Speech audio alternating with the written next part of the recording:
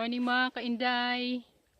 Ah, so ngayong umaga ipapakita ko sa inyo yung bago naming project. Maliit lang. Gumagawa kami ng kasi magre-raise kami ng broiler. Papalaki kami ng broiler na manok. Bali yung kulungan muna ang una namin gagawin. Ito siya. So, ipapakita ko dito yung mga ginagamit naming materials, mga light materials lang. Saka yung iba dyan is mga recycle na mga gamit katulad ng mga kahoy. Yung iba naman nakukuha dun sa bukid. So, ipapakita ko muna sa inyo. Hindi natin masasabi na mura lang pala, mura magpagawa ng kulungan ng manok o yung poultry house. Medyo meron magastos din. Kahit sabihin natin yung iba is free na, yung iba recycle lang na mga gamit, pero mas maano ka doon, meron ka rin gagastusin kahit papaano, katulad ng yung sa labor o yung sa ibang gamit. Yung iba dyan bago, yung iba naman mga luma na recycle lang namin. Saka yung ibang mga kahoy na kuha lang namin doon sa bukid, free na. Doon ka lang gagastos sa mga labor. Pakita ko sa inyo mga kainday. Ito siya. Ito yung So dito naman na banda sa gilid ang ginamit namin para pambalot na hindi talaga pasukin ng mga insekto, yung malaking insekto, di kaya mga hayop na katulad ng ahas, mga daga. Net yung ginamit namin, yung ganito, yung black. Medyo maliliit kasi ito. Yung ng butas niya, kaya ito nang ginamit ng balot namin, tagigilid. Inahan muna namin siya ng kawayan. Mula doon sa taas, may bubong hanggang dito sa baba. Medyo magastos talaga pag nagpagawa pala ng kulungan.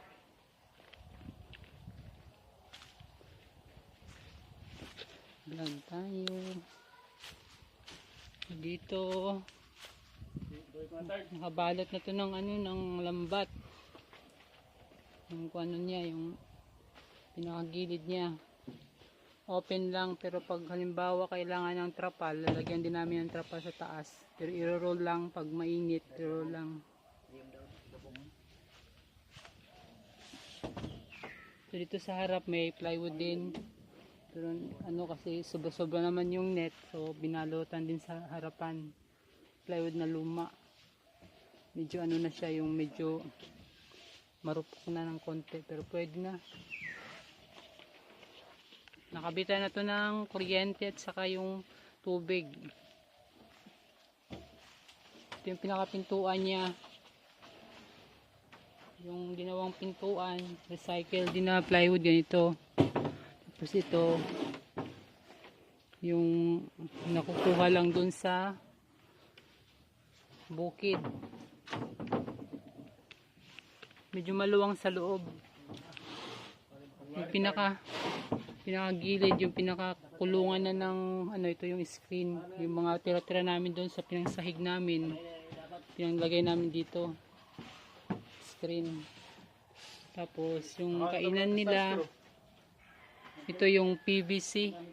Ang hinati na lang. Mas maganda daw kasi pag PVC yung kakainan nila para mas matibay. Saka sa labas sila pwedeng pakainin. Hindi namin nilagay sa loob kasi may tendency daw pag tumatay yung mga manok, pwede lang mataihan, masayang yung feeds. Saka makasama pa sa kalusugan nila. So sa labas lang namin. Ito yung inumin, sa loob namin ilalagay. Ito yung pinakakuha niya. Dito ilalagay yung malalaki. Yan, dyan. Doon.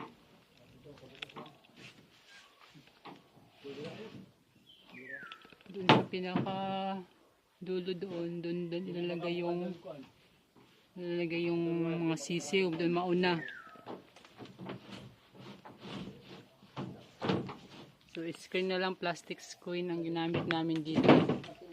Kasi pag ano daw, pag kawayan, may tendency na pag na mabilis siyang naamagin, kumbaga marupok, maalikabok kasi baka yung alikabok mapunta sa mga inumin nila.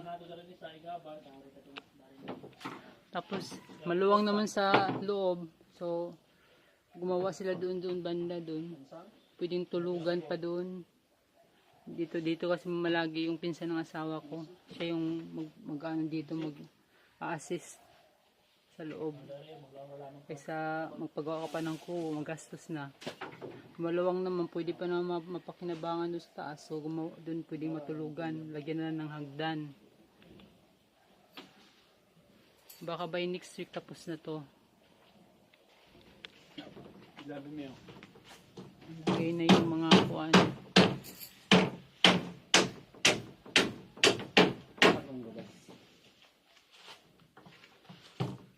Kailangan talaga mag-isip lang ng mga ilalagay ng mga materials, mga light materials para maka-save. Pero konti lang yung nasave, at least naka-save yun kasi mahal yung labor.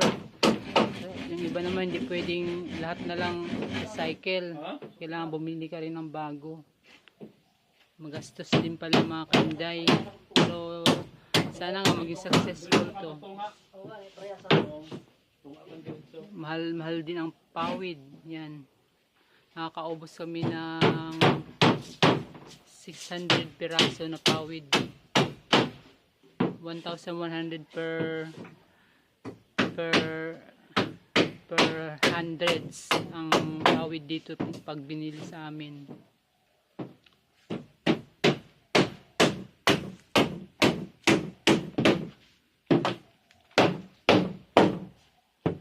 Kaiba yung kuwan niya, plastic screen, kasi dito ilalagay yung maliit doon, ilalagay yung mga sisiw. Dito yung malalaki na, pag lumaki na sila, magkaiba yung screen, yung sizes.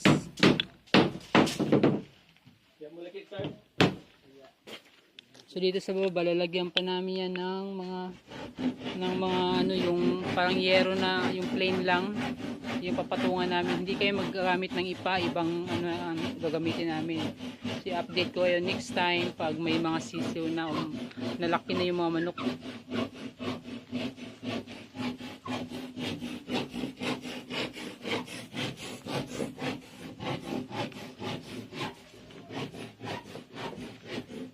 Ito ay mga luma doon sa bahay na Ardeflex, pinangtapan para sa pintuan, pinakapintuan niya. Pinagdudugtong-dugtong na lang para makasave.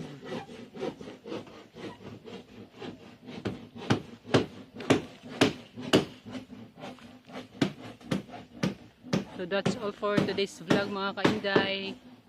Abangan nyo na lang ako for the next vlog. Huwag nyo kalimutan i-subscribe.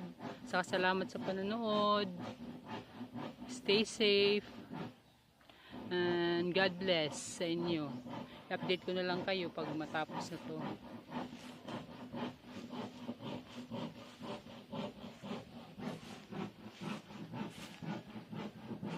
Bye! Don't forget to like and subscribe. Bye! At saka i-follow nyo yung FB page ko. Bye mga kainday. Bye!